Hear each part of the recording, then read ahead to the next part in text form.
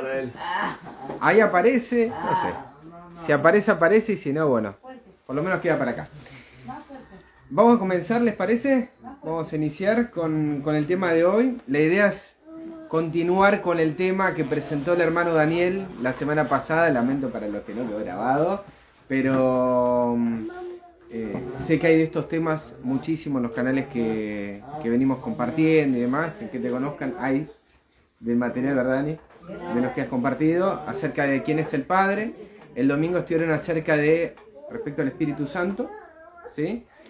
Y hoy la idea es hablar un poco acerca de Jesús como Hijo de Dios, ¿sí? Lo vamos a dividir en dos partes, el tema de hoy. A la mañana le voy a presentar en cuanto a por qué es importante entender que Jesús es el Hijo de Dios, qué dice la Biblia respecto a Jesús como Hijo engendrado de Dios. Y por la tarde, 4 de la tarde, aprox, porque vamos a tener también un momento de preguntas, como hicimos la vez pasada. Por la tarde, tipo 4, la idea es presentar la segunda parte de este tema, que tiene que ver como Jesús como el reflejo del Padre. Corregime, Robert, si está bien ahí el título. Sí, la relación padre-hijo y cómo un hijo real absorbe lo que es el carácter del padre, ¿no? Quien lo cría y después lo refleja a los demás. Así que bueno, más o menos les contamos el programa de hoy. No hay día y no hay momento que no sea importante hablar acerca de Cristo, ¿sí? Y creo que no vamos a hacer justicia hoy al tocar en estas dos partes todo lo que se puede hablar acerca de él, pero desde ese tiempo que conocimos el mensaje sobre la deidad, este tema por lo menos ha sido importante e impactante para nosotros, ¿sí? Por lo menos para mí, de decir, creo lo que dice la palabra de Dios, creo cómo está, creo lo que dice respecto a Jesús, ¿sí? No es una invención, y esto también le da validez a lo que yo creo respecto a lo que dice la palabra. Es verdad, es así, no me están mintiendo, no me están diciendo que esto es un show o es un teatro, esto es real. Y como es real esto, así también entiendo que es real todo lo que dice la palabra, que es verdad para mi vida, ¿sí? A ese nivel. Entonces, me gustaría primero comenzar. Un segundito, que yo preparé todo acá, pero no preparé. No, está bien, mi hermana. Estoy acomodando todo para hacerlo chiquitito, para no tener problema. Si tienes una mesita ahí adelante, te puedo poner esta que tengo acá. Gracias, hermano, muchas gracias, hermano. El primer pasaje que me gustaría que toquemos está en 1 de Juan, capítulo 4. ¿Sí?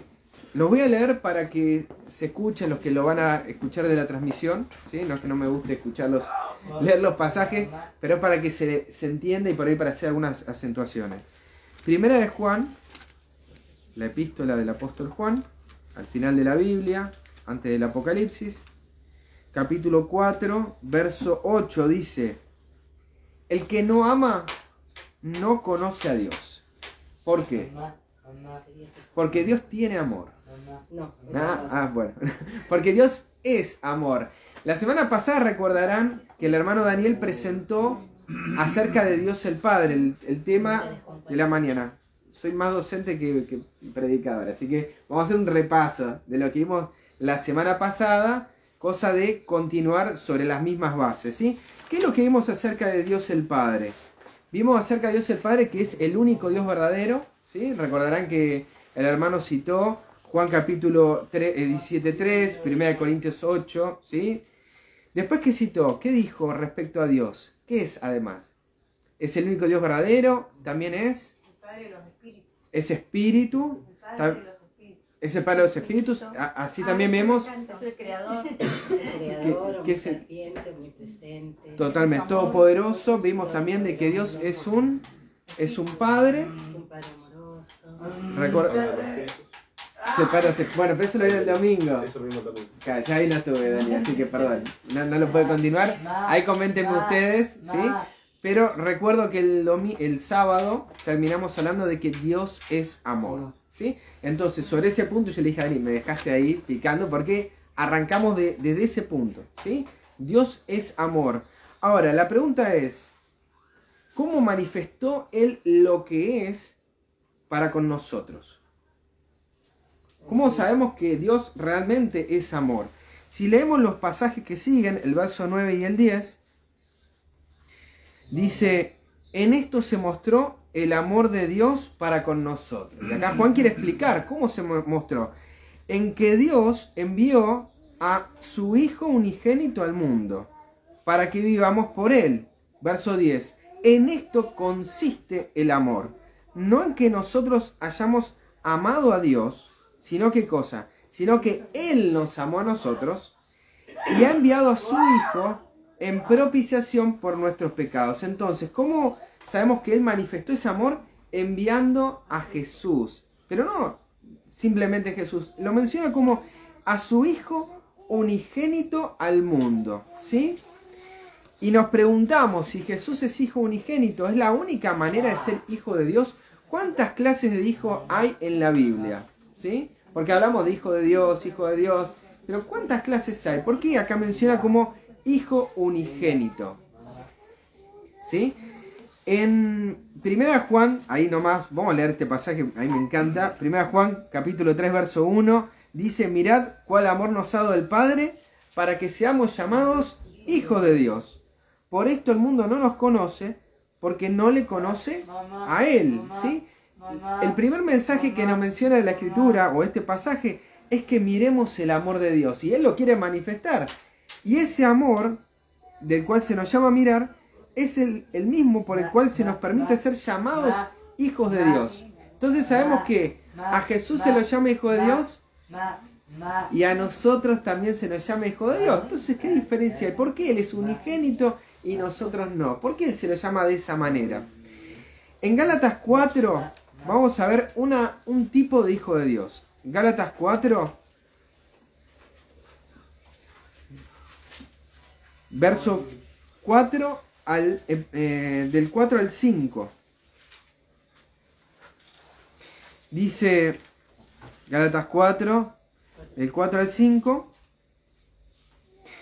Mas venido el cumplimiento del tiempo, Dios envió a su Hijo, hecho de mujer, hecho súbdito a la ley, para que redimiese a los que estaban debajo de la ley. ¿A fin de qué? ¿Con qué propósito? A fin de que recibiésemos la adopción de hijos. Nosotros no éramos hijos de Dios, pero por medio de Jesucristo, ¿nosotros qué recibimos ahora? La adopción. Somos adoptados, ¿sí? Dios nos toma parte de su familia, que en algún momento lo fuimos, por medio de Cristo volvemos a ser. Vieron que Jesús tiene toda una genealogía para mostrarnos justamente eso, ¿verdad? De que nosotros podemos ser parte también de eso. Éramos hijos de Adán, ahora podemos ser de la familia de Dios por medio de Jesús. Nos adopta nuevamente, y así nos dice el verso 6, y por cuanto somos hijos, Dios envió el Espíritu de su Hijo, que esto lo habrá leído el domingo pasado, ¿verdad? Me imagino. Dios envió el Espíritu de su Hijo, el cual clama, Abba Padre, ¿sí? Este mismo pasaje lo podemos encontrar en Romanos, libro de Romanos. Vamos a leer bastante, ¿sí? Si no llegan a leer todos, anótenlos, ¿sí? Tipo de hijo por adopción. Romanos capítulo 8, verso 14 al 17. ¿Qué dice? Porque todos los que son guiados por el Espíritu de Dios, los tales son hijos de Dios.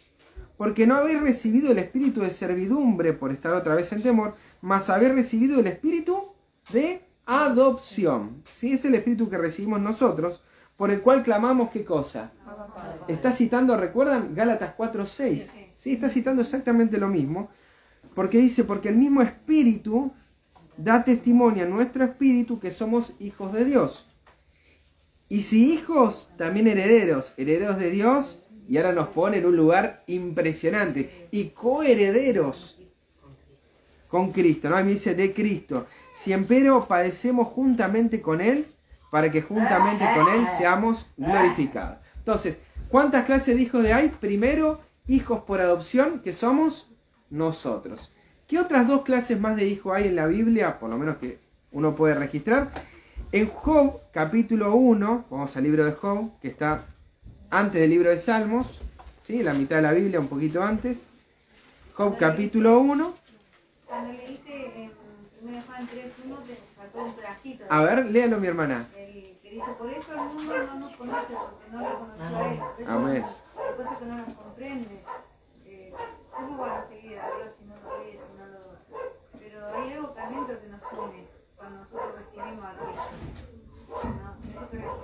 Amén, mi hermana. Amén, mi hermana. Y esto es una realidad en la Biblia. Hoy están de moda el autopercibirse de cierta manera, ¿sí? No voy a meterme en ese problema. Todo el mundo se está autopercibiendo, pero nosotros que entendemos y conocemos, de eso no se habla, ¿sí?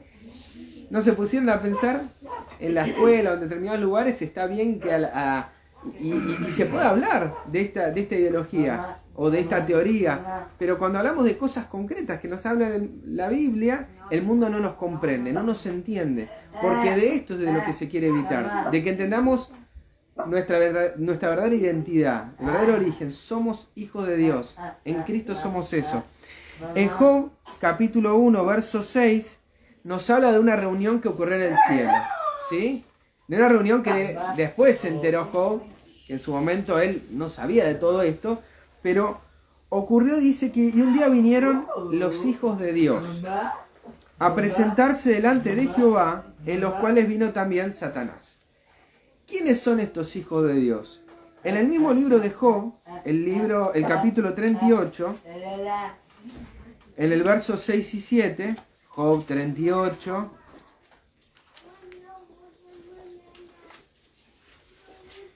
versos 6 y 7 dice: ¿sobre qué están fundadas tus basas? Voy a adelantar un poquito. Bienvenida, mi hermana. Bienvenida, Libertad. Feliz sábado. ¿Cómo está, Gabriela? Feliz sábado.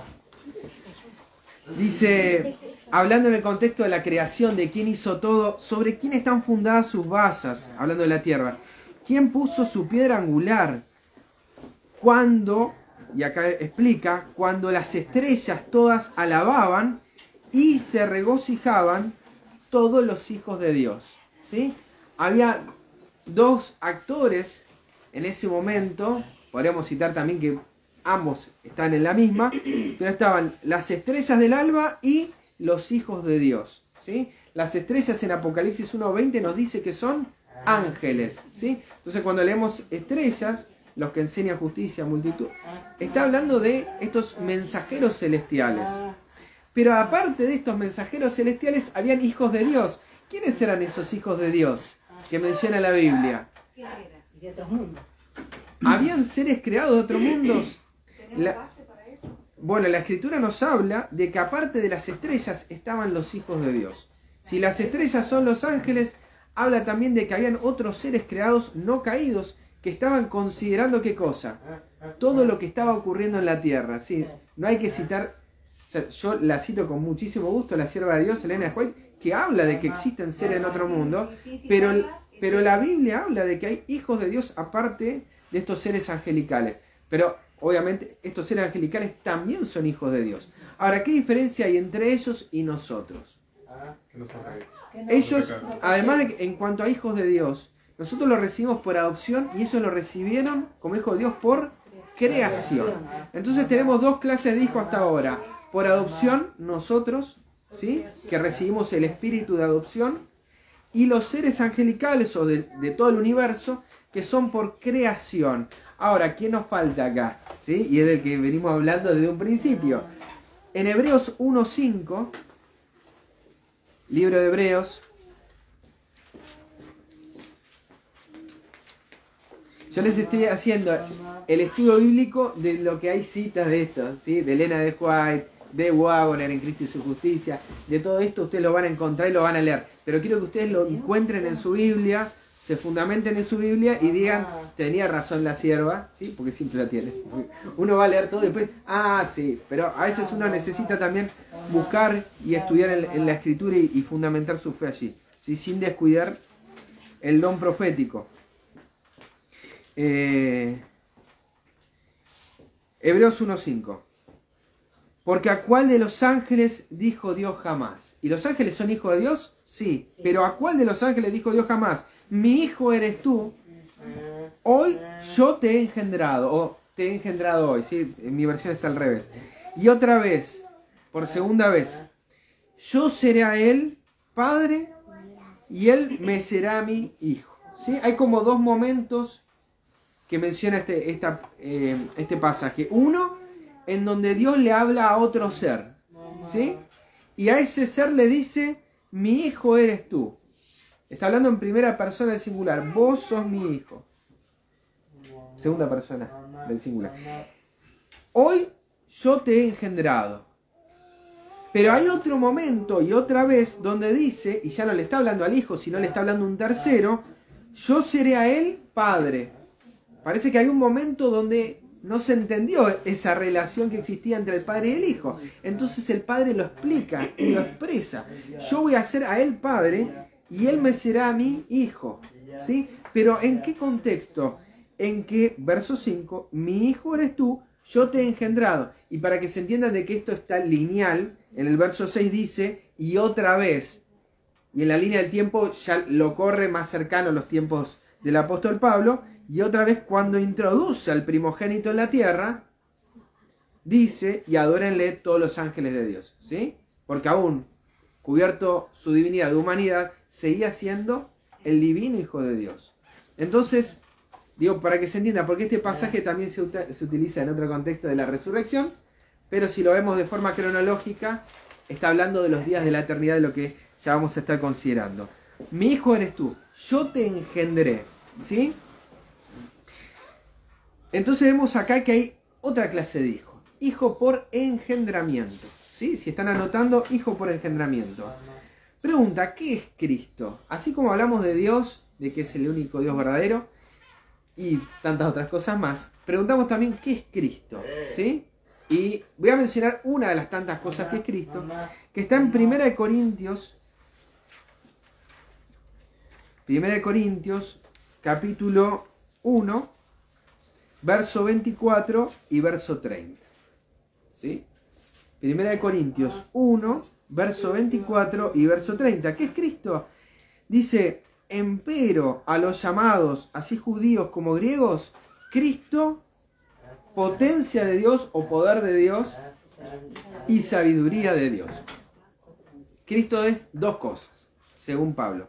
Es el poder de Dios y es la sabiduría de Dios. Siempre vamos a ver estas dos cuestiones como vinculadas, ¿sí? Pero me interesa, vamos a ver por ejemplo en Romanos 1:20 que dice que lo invisible de Él, su eterno poder y deidad. Y acá dice poder y sabiduría. Pero quedémonos ahora con el concepto de sabiduría, ¿sí? Verso 30. Mas de Él sois vosotros en Cristo Jesús, el cual nos ha sido hecho por Dios, ¿qué cosa? Sabiduría, justificación y santificación y redención. Amén, mi hermana. Entonces vemos nuevamente que de Cristo se dicen muchas cosas, pero en particular vamos a centrarnos que Cristo es la sabiduría de Dios, ¿sí? ¿Y qué nos dice la Biblia acerca de el origen de la sabiduría? En Proverbios, libro de Proverbios, capítulo 8,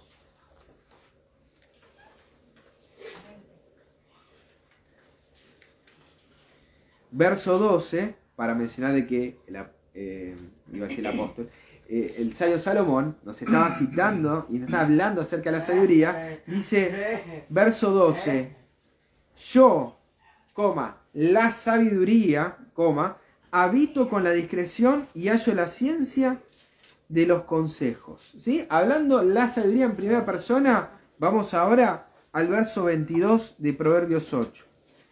Dice, Jehová me poseía en el principio de su camino, me dice mi versión, ya de antiguo, antes de sus obras, ¿sí? Antes de todo lo creado, eternamente tuve el principado.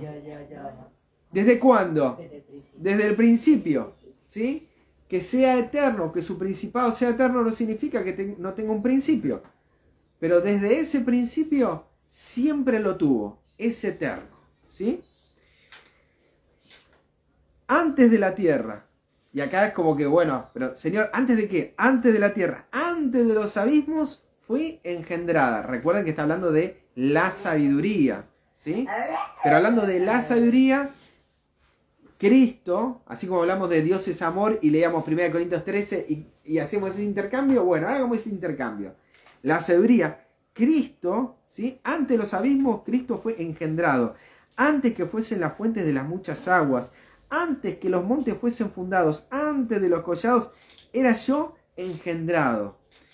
No había aún hecho la tierra, ni las campiñas, ni el principio del polvo del mundo, ni el átomo más pequeñito, a esa descripción, ¿no? Como ni lo más pequeñito de todo el universo.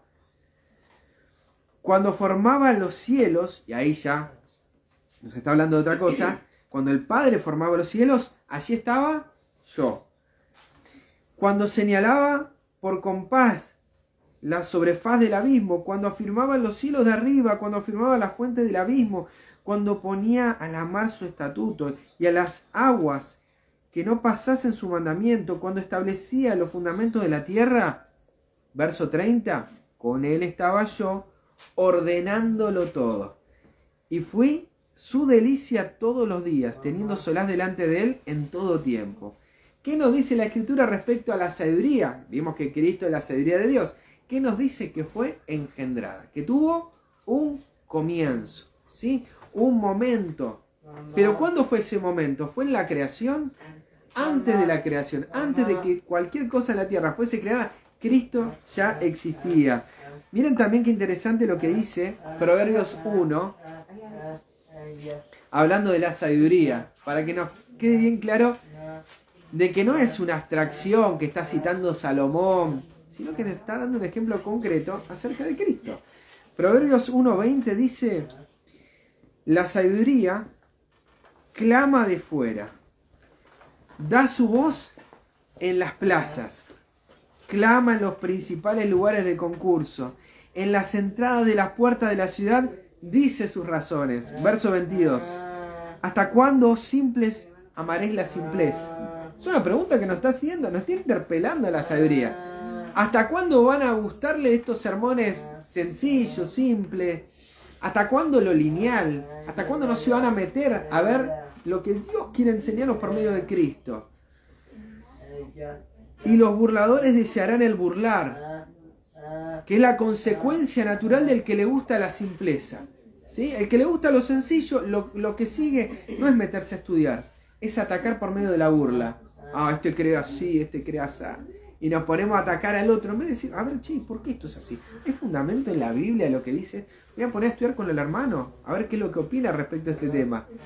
Es una digo, porque a veces nos ha pasado a nosotros, y también hemos recibido también esta clase de burla. Ah, mirá lo que cree lo otro, que cree esto, lo otro, y se te ponen a hacer estereotipos de lo que vos crees, no, crees como tal religión o como es. Y es una burla de la simpleza que hay en el corazón, ¿sí? Esto es un reflejo, la Biblia nos está diciendo cómo somos nosotros para que vayamos a Cristo, para que resolvamos esos problemas. Dice, y los insensatos aborrecerán la ciencia, verso 23. Volveos a mi reprensión. He aquí, ¿qué va a hacer en la sabiduría? Yo derramaré mi espíritu. Y os haré saber mis palabras. No hay tiempo para leerlo completo. Léanlo ustedes y vean qué pasa con este pueblo que no quiso escucharle. ¿Cuáles fueron las consecuencias de haber despreciado la instrucción? Seguimos con el tema de Cristo como engendrado. ¿Les parece? Vamos por ahí. ¿Cuándo fue engendrado Cristo? ¿O cuándo fue engendrada esa sabiduría, verdad? Ya vimos acá en Proverbios que fue antes de la creación. Miqueas capítulo 5, verso 2. Antes de la creación de todo el mundo, ¿no? Antes de la creación de todo el universo. Dice antes del polvo más pequeño. Porque a veces en lo personal yo pienso que estoy pensando acá en la tierra. Nada más. Todo. El cielo, las aguas. Todo. Hablando de todo. Todo, en todo. Cristo es previo a todo eso. Y sin embargo es hijo unigénito y es engendrado. O sea, a eso hay que apuntar, hay que entender por qué la Escritura nos plantea esto. En Miqueas, mientras te escuchaba ahí, vamos buscando. Libro pequeñito. Está después de Jonás, ¿sí? Y antes de... Muchas gracias. Nahum, antes de Nahum. Miqueas 5:2. Dice, mas tú, Betlehem o Belén, Efrata, pequeña para ser en los millares de Judá, de ti saldrá el que será Señor de Israel. Todos estamos de acuerdo que habla de Jesús, ¿verdad? Una profecía mesiánica. En algunas versiones debe aparecer en rojo. Y sus salidas son desde el principio, desde los días del siglo. ¿Alguien tiene otra versión? De los días de la eternidad. ¿Y alguien dice otra palabra que no sea salida? Está buena la palabra salida, pero ¿alguien tiene otra versión? ¿Alguien tiene, por ejemplo, la versión Reina Valera, la nueva Reina Valera 2000, pero adventista? Bueno, búsquenla después, busquen otras versiones, averigüen, estudien. Van a ver que la palabrita ahí en vez de salida es orígenes. Y sus orígenes son desde el principio, desde los días de la eternidad. La palabra salida también está bien. Y vamos a entender por qué está bien esa palabra, porque la Biblia la utiliza para hablar de nacimiento. Mira, la Biblia de las Américas dice, y sus orígenes son desde los tiempos antiguos, desde los días de la eternidad. Bien. La nueva Biblia latinoamericana también dice, y sus orígenes son desde tiempos antiguos, desde los días de la eternidad. Amén. Por lo menos esas dos. Nos están citando lo mismo. Están hablando de que los orígenes de Cristo no se pueden datar. La Biblia no nos da fecha exacta de cuando Cristo apareció en la historia de la humanidad, o en la historia de todo, pero sí hay un origen, hay un principio, hay una salida, hay un momento donde existió. Es eterno ese momento de tiempo, pero hay un momento de tiempo que existe. Si uno pudiera marcar una línea de tiempo y marcar un momento donde diría, bueno, acá está la creación del cielo y la tierra, de todos los seres del universo, más la tierra misma. Previo a eso es la nada, es la eternidad, ¿sí? En ese tiempo de la eternidad, en ese fragmento de tiempo, Cristo apareció. Cristo surgió. La Biblia no nos da detalles respecto al momento, al tiempo, pero sí nos da constancia de que eso ocurrió, que eso aconteció, ¿sí? Otro pasaje, bueno, ya leímos Proverbios 8, ¿sí? Que fue antes de la creación. La pregunta es, bueno, ¿de dónde fue engendrado Cristo? Sabemos que Cristo fue engendrado, lo tenemos clara la referencia. Ahora, ¿de dónde? Mateo 2 nos va a servir de ejemplo, no nos va a decir, no nos va a dar la respuesta, pero nos va a servir de ejemplo para entender este punto. Mamá. Déjame hacer un poco más. ¿Sabes que no la traje? Creo que la dejé en el auto. Mateo capítulo 2, verso 1 al 6. Dice: Y como fue nacido Jesús en Belén de Judea, en días del rey Herodes, he aquí, unos magos vinieron del oriente a Jerusalén diciendo: ¿Dónde está el rey de los judíos que ha nacido? ¿Estamos todos de acuerdo que lo que están planteando acá es el nacimiento de Cristo? Porque su estrella hemos visto en el oriente y hemos venido a adorarle. Y oyendo esto, el rey Herodes se turbó y toda Jerusalén con él. Y convocados todos los príncipes, los sacerdotes y los escribas del pueblo, le preguntaron dónde había de nacer el Cristo. La pregunta era el nacimiento, ¿dónde? Y ellos le dijeron, en Belén de Judea, porque así está escrito por el profeta. ¿Dónde dice eso? Y tú, Belén, de tierra de Judá, ¿no eres muy pequeña entre los príncipes de Judá? Porque de ti saldrá un guiador que apacentará a mi pueblo. ¿Dónde aparece en ese pasaje que Cristo iba a nacer? Bueno, acá está estos que estamos leyendo, nos sirve a nosotros de conexión, que para ellos nacer y salir son términos intercambiables. Para un hebreo, salir está hablando también de el nacer. Y vamos a ir abonando esa idea para que no digan, bueno, no, está leyendo solo este pasaje. En Juan, capítulo 8, ¿sí? Juan, capítulo 8, vamos a leer dos de Juan, dos capítulos. Uno está en Juan, capítulo 8, verso 42.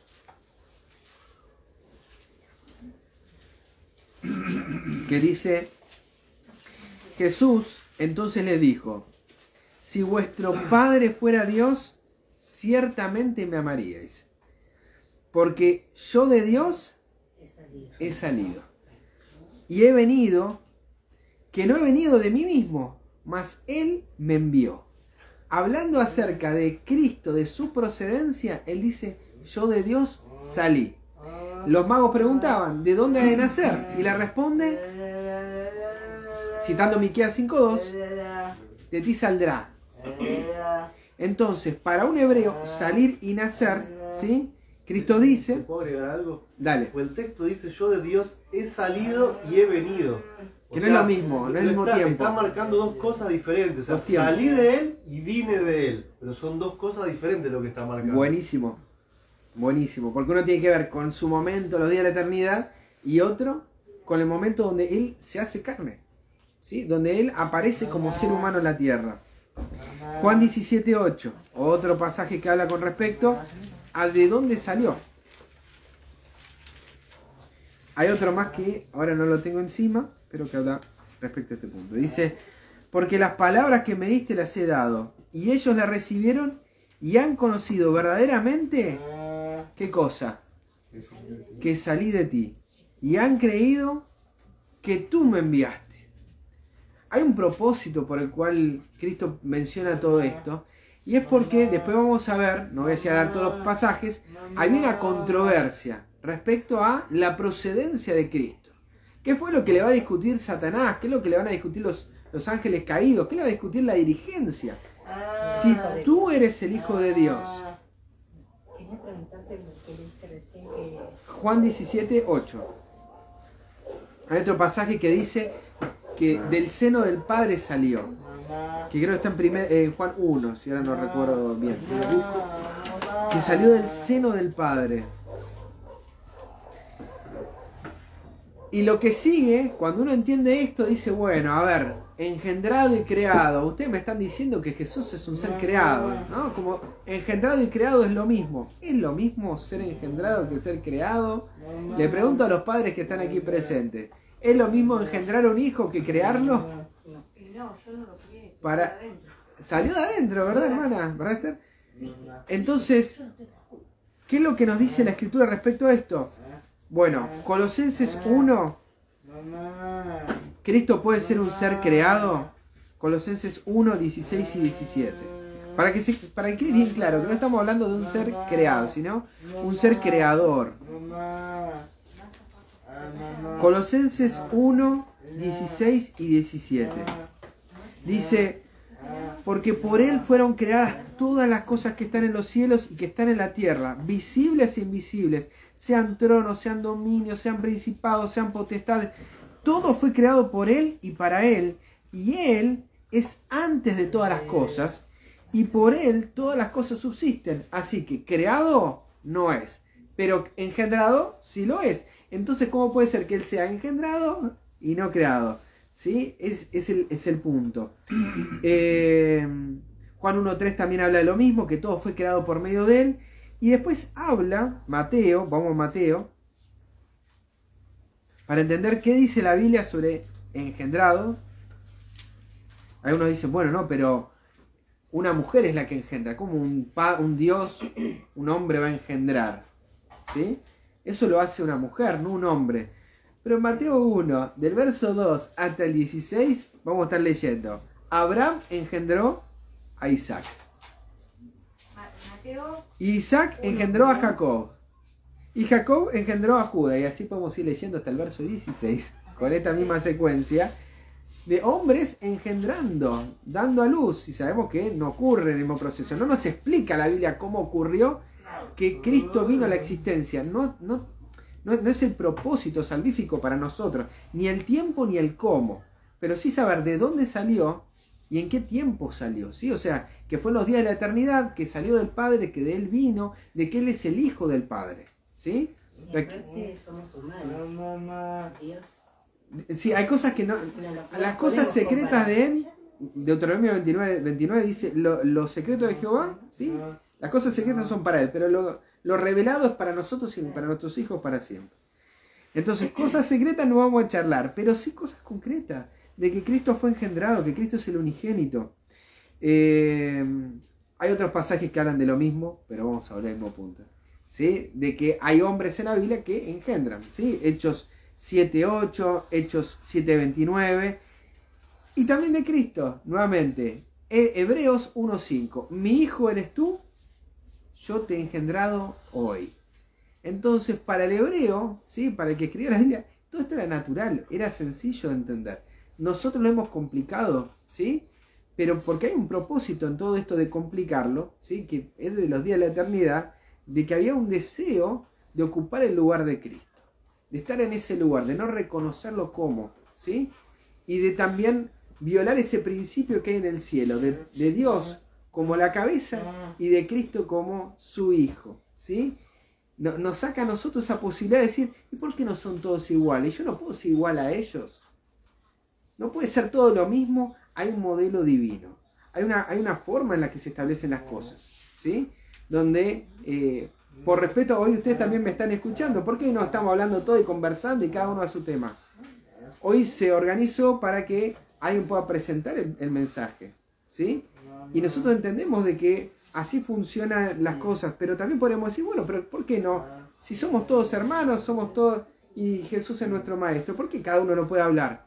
Porque hay orden. Cristo vino a ordenar las cosas y nos muestra también un principio en la Escritura respecto a cómo se establecen las cosas. De que hay quienes también traen la palabra, quienes son mensajeros, y también están quienes lo reciben. Así en todos los órdenes de la vida, ¿sí? En la casa están los padres y después los hijos, ¿sí? Los hijos no están por encima de los padres. Pero eso a Satanás no le gustaba en el cielo. Él quería ser el primero. Porque Dios puede y yo no. Que es la rebelión nuestra, la rebelión que está dentro de nuestro corazón. En la casa como hijos, en la iglesia como hermanos, en la sociedad como ciudadanos, ¿sí? Rebelándonos contra el sistema. Está esa rebelión interna. Y que Cristo nos quiere mostrar otra cosa en la palabra. Que Él fue obediente a su Padre hasta el fin. Y es el deseo que nosotros podamos estar en ese camino de obediencia. Vamos a avanzar un poquito más. ¿Qué recibió Cristo al ser hijo engendrado de Dios? ¿Qué es lo que recibió? Se quedaron pensando, ya los veo todos. Se quedan pensando, sé que hay preguntas. Si quieren después, a la tarde, podemos charlar, ¿sí? Anótense las preguntas porque se las lleva el viento. Anótenselas y a las 2, después de comer, ahí conversamos y charlamos con respecto a lo que ustedes tienen respecto a estos temas. ¿Qué recibió? Primero, Juan 5:26. Juan 5:26. Y saludo a todos los que se están sumando, amigos queridos. Una alegría verlo. Juan 5:26.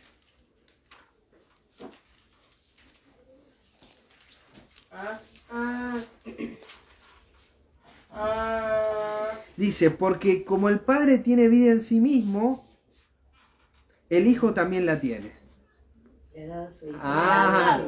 No dice eso, ¿verdad? Dice, así dio también el Hijo que tuviese vida en sí mismo. Así le ha dado el Hijo tener vida en sí mismo.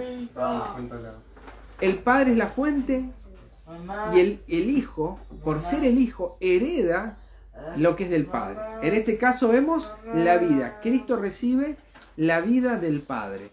Y ahora si es de Cristo, ya es de Cristo, ¿sí? Ahora Él tiene esa vida original, no derivada. Él es propietario de esa vida, nadie se la puede quitar. Si alguien se la quisiera quitar, ¿sí?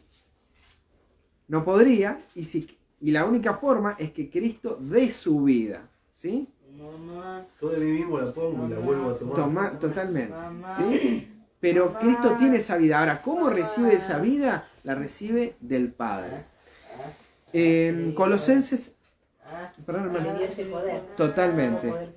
Totalmente. Eso lo recibe como herencia. Colosenses 2, 8 y 9. ¿Qué más recibe Cristo?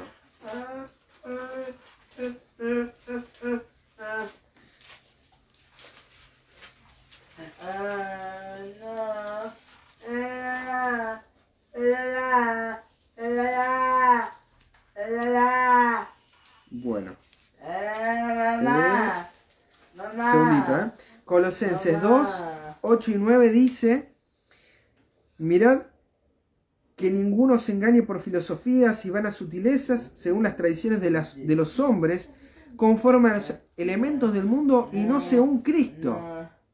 Y esto lo cito porque dice, y no según Cristo, porque en Cristo, en Él, habita toda la plenitud de la divinidad corporalmente. ¿Sí? Si uno lee el capítulo anterior, el verso 19, entiende de dónde procede todo eso. Verso 19. Por cuanto agradó al Padre, que en Él habitase toda plenitud.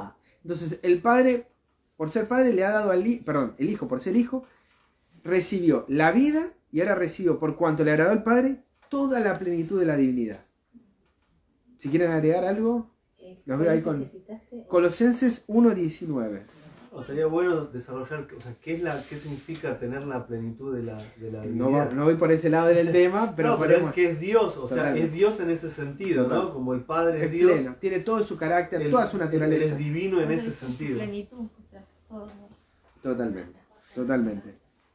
Que es plenamente Dios, no es un Dios inferior.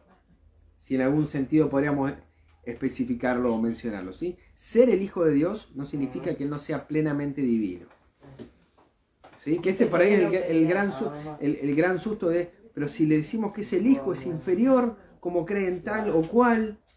No, es plenamente divino. ¿Sí? Tiene todos los atributos del Padre, tiene toda la naturaleza del Padre. Ya eso lo vamos a estudiar también, creo lo hemos presentado ayer en tiempo de reunión, al final de todo. Y tiene el carácter del Padre, es el reflejo del Padre, que es de lo que va a hablar después Roberto. Vamos a Hebreos 1, hablando de esto de qué hereda. Hebreos capítulo 1. Hoy me voy a poner más en teórico a la mañana. Y a la tarde Roberto va a dar la parte más práctica. Yo voy a dar la parte más dura, concisa del tema. Hebreos capítulo 1, verso 2. ¿Qué dice? En estos postreros días Dios nos ha hablado por el Hijo, al cual constituyó heredero de todo, por el cual asimismo hizo el universo. ¿Sí? Así que del versículo 2 podemos ver que además de recibir la plenitud de la divinidad, además de recibir la vida, ahora es heredero de todo. Y es por el cual, el medio por el cual Dios hizo el universo. Dios es el creador, pero lo hace por medio de Cristo. Cristo es el medio por el cual crea el universo. Verso 3. Dice, el cual, siendo el resplandor de su gloria y la misma imagen de su sustancia, y sustentando todas las cosas con la palabra de su potencia, su poder, habiendo hecho la purgación, dice mi versión, la purificación, dice la suya, ¿verdad? Purificación de nuestros pecados por sí mismo, se sentó a la diestra de la majestad en las alturas. ¿Qué sacamos de este pasaje? ¿Qué otra cosa heredó? Es el resplandor de su gloria. Es la imagen misma de su sustancia. De esto es lo que va a hablar Roberto, ¿sí? Él recibe ese reflejo, es el reflejo del Padre. Es la imagen misma del Padre. ¿Queremos conocer al Padre? ¿Cuántos desearíamos conocer, ver su rostro? Bueno, en un momento, ¿sí? En la Canaán celestial lo vamos a poder observar. Pero, ¿cuál es el medio que tenemos ahora para observar quién es nuestro Padre? Para conocer ese reflejo, la imagen, para poder, pero la imagen exacta es Cristo. Y muchas dudas nos las sacamos en ejemplos que tienen que ver con buenos hombres, hombres de fe, pero Dios dice, Dios habló de muchas maneras en estos tiempos a los padres por los profetas, pero en estos postreros días nos habla por medio del Hijo. Entonces, si queremos conocer el resplandor de su gloria, la imagen misma, queremos conocerlo tal cual es solo por medio de Cristo. Y ahí se nos van a empezar a resolver un montón de dudas y contradicciones que encontramos en la Biblia respecto a cómo es Dios, en una parte, en otra. Vamos a encontrar que en Cristo está la respuesta a esas preguntas. Esther. Colosenses 1:15 dice, Él es la imagen del Dios invisible, el primogénito de toda creación. Amén. Es la imagen.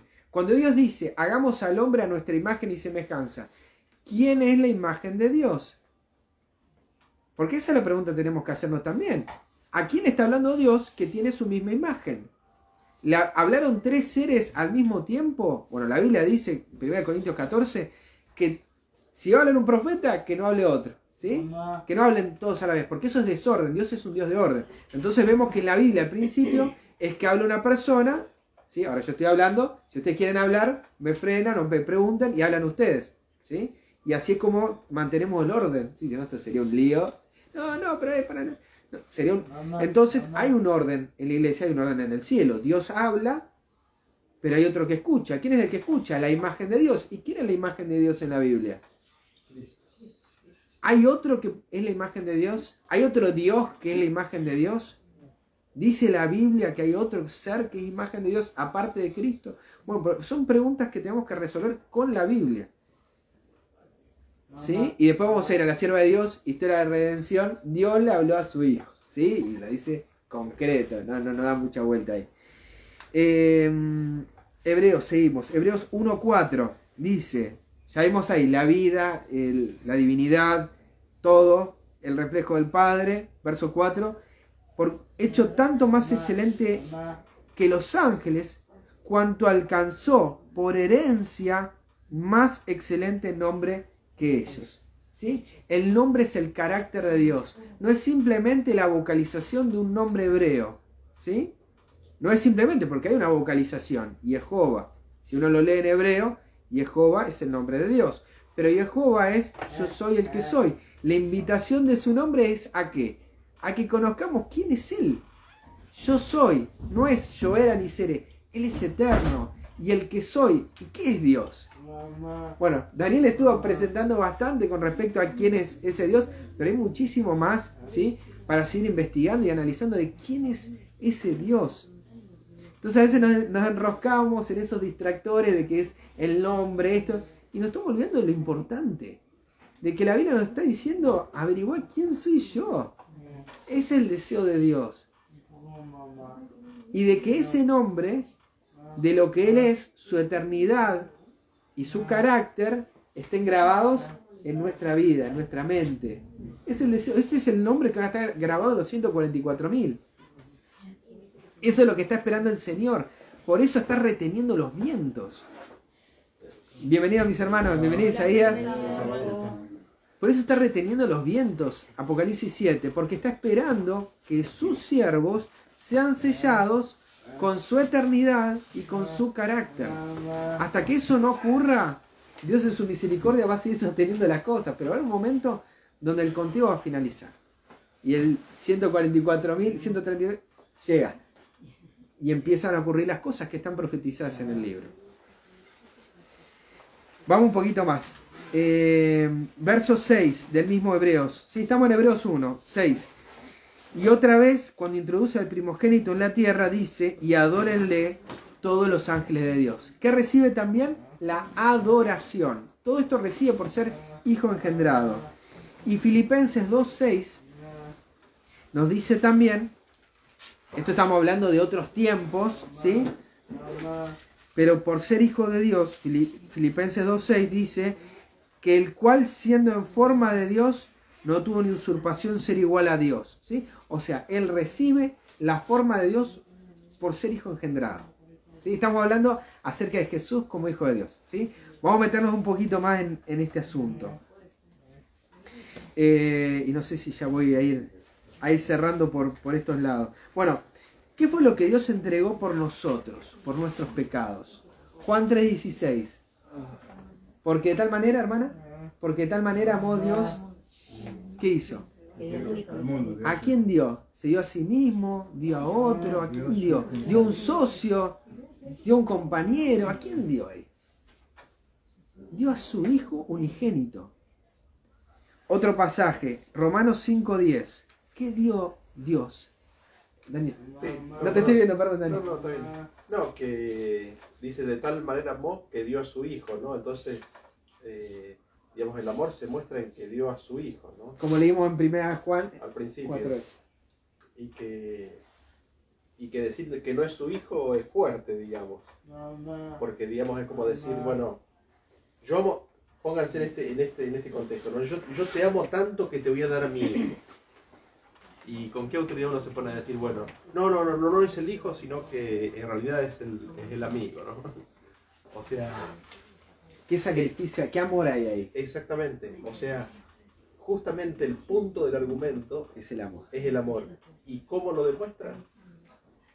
En que da a su hijo. Es imposible que no sea otra cosa. Amén. Amén. El amor de Dios se muestra en el sacrificio. Dios, pudiendo haber tomado cualquier otra alternativa, porque nos podía haber volado de un plumazo, nos podía haber destruido, no tiene autoridad, podría haber hecho eso. Su carácter, su amor, manifestó otra cosa.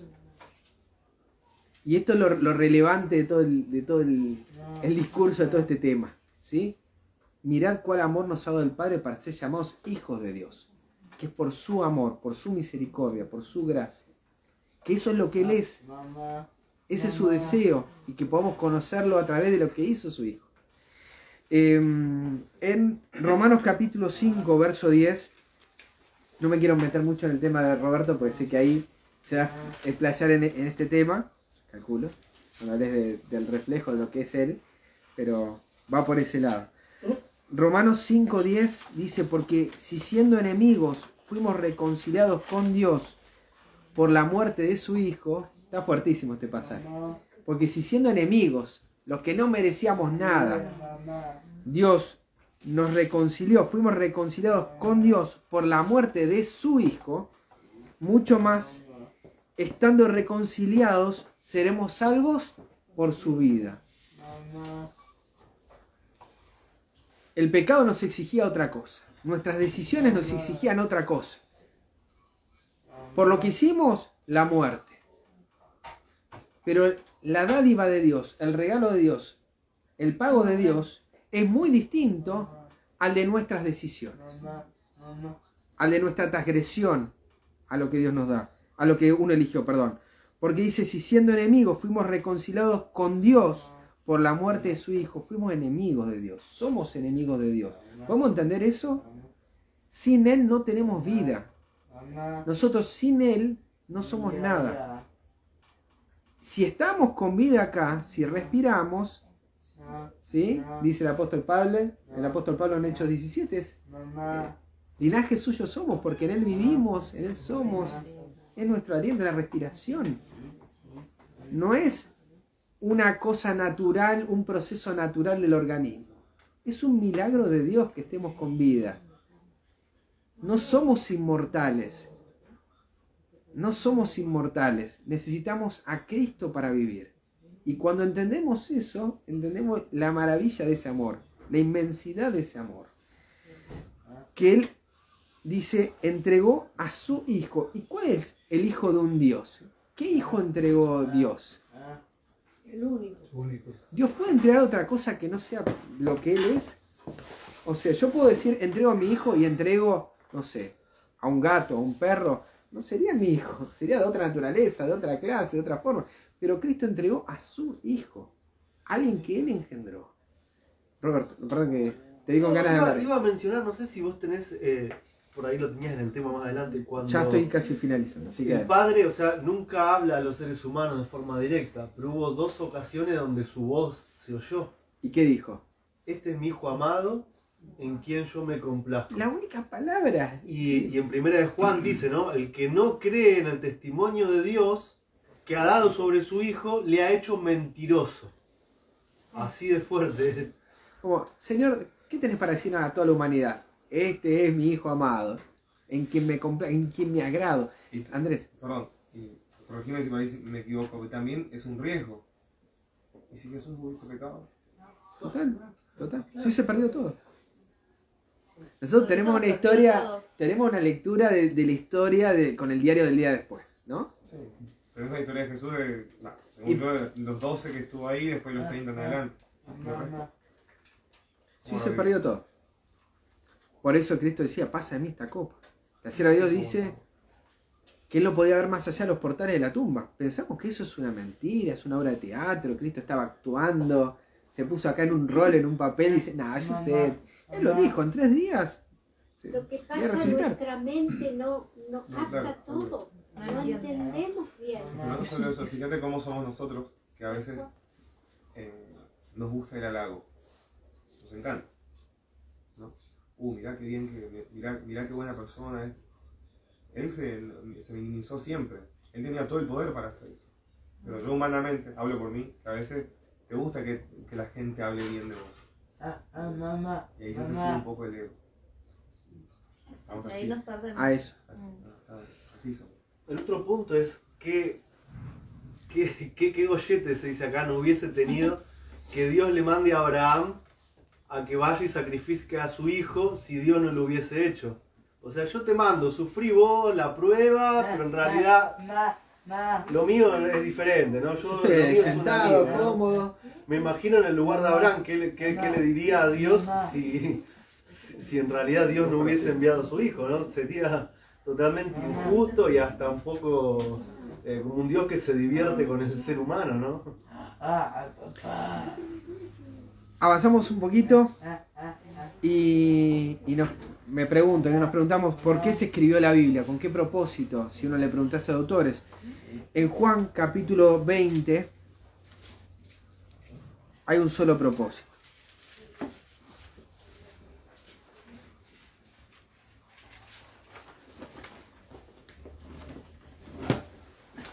Y nos dice el verso 30 y 31 de Juan 20. Y también hizo Jesús muchas otras señales en presencia de sus discípulos, que no están escritas en este libro. Estas, o sea, las que están registradas, empero son escritas. ¿Para qué? Hay un solo propósito, un solo interés. Juan 20, 30 y 31. Hay un solo interés de este escritor. Y dice que creáis que Jesús es el Cristo, coma, y explica qué significa Cristo, que Cristo es el Mesías, el Salvador. ¿Qué significa que Jesús es el Cristo? Coma, que es el Hijo de Dios. Y en la medida que no entendamos ese punto, que entender que Cristo, es Salvador, en cuanto entendamos su procedencia divina, habremos perdido de vista la importancia de todo lo que fue revelado. Habremos perdido el poder de Dios obrando por medio de su Hijo. Que Pedro le dijo, ¿no? Tú eres el Cristo, el Hijo del Dios viviente. Y esto no te lo reveló carne ni sangre, sino mi Padre está en los cielos. Amén, hermana. ¿Y qué dice después? Y para que creyendo tengáis vida en su nombre. Y el nombre, no estamos nuevamente hablando de la vocalización de un nombre hebreo, sino que acá nos estamos refiriendo a lo que Él es. ¿Y qué es Jesús? Jesús es Jehová salva. Si uno lee el hebreo, dice Yeshua, ¿sí? Jehová, Jehová salva, ¿sí? ¿Y quién es Jehová? Es lo que Él es. O sea, nos está presentando que el único deseo de Dios es salvarnos. Que si creemos que Jehová salva, que Dios salva, que esa es su naturaleza, ese es su carácter, que el único propósito de Él es salvarnos, en eso nosotros tenemos vida. Yo sé que esto tiene una dimensión enorme, ¿sí? Y sé que se lo ha presentado, pero en mi caso particular, hasta que entendí esto, ¿sí? En el 2009, cuando me vinieron con el mensaje y conocí el mensaje de la divinidad, salí con una violencia y una ira tremenda. Daniel se acordará de esos momentos, porque he hablado, pero tenía otra forma de ser, sí, una forma horrible de ser, ¿sí? Y no fue hasta el 2011 cuando Dios me presentó, a través de otro hermano, ¿sí? Con el libro de El amor de Dios en juicio, de Lynn Forbici. Lo importante es entender algo que parece un cliché para el cristianismo, pero que es importantísimo. Entender que este sacrificio es real, que podría haber pasado de que el Padre hubiese perdido a su Hijo para siempre por vos y por mí. Y cada vez el Señor está revelando más luz respecto a esto. Y esto a mí me hizo un cambio de 180 grados. Me hizo bajar miles de cambios, ¿sí? De empezar a considerar al otro realmente. Es como yo, o sea, Cristo vino a salvarlo a él como a mí. No es que yo estoy en un escalafón superior al evangélico, al católico, al adventista. No, porque yo estoy en... Baja un cambio, frena un poco, ¿sí? Que estamos todos necesitando de esa misma gracia. ¿Quién sos vos más que el otro? ¿Sí? Éramos todos enemigos, no es que uno es menos enemigo que el otro. Ah, porque conozco el evangelio, conozco los testimonios, soy menos enemigo que... Soy enemigo de Dios igual que todos los demás y necesito de la misma gracia. Y así como el Señor fue paciente para conmigo, y así también los hermanos que a uno los fueron acompañando en el camino, incluso acá Daniel, que no, hasta este último tiempo también, lo mismo, paciente, porque uno también no refleja eso mismo, que es Dios con nosotros, reflejarlo para con el otro. Dios salva, ese es el propósito de Él, es esperarnos, aguantarnos, hasta que nosotros tomemos esa decisión. Después nosotros, de nuestras decisiones, de lo que hagamos, vamos a responder, ¿sí? Y de lo que elijamos. Pero en eso nosotros tenemos vida, en creer que Jesús es divino. ¿Y por qué es importante creer que Jesús es divino? Daniel habrá presentado respecto al tema del Espíritu. Que la transformación es Cristo morando en nosotros. Que su Espíritu mora en nuestro ser y haga esos cambios en nuestra vida que nosotros no podemos hacer. Ser obedientes a sus mandamientos. Por eso la importancia de creer esto. También de saber de que Jesús es el Cristo, ¿sí? Y de que es el Hijo de Dios literal. Y no es un invento.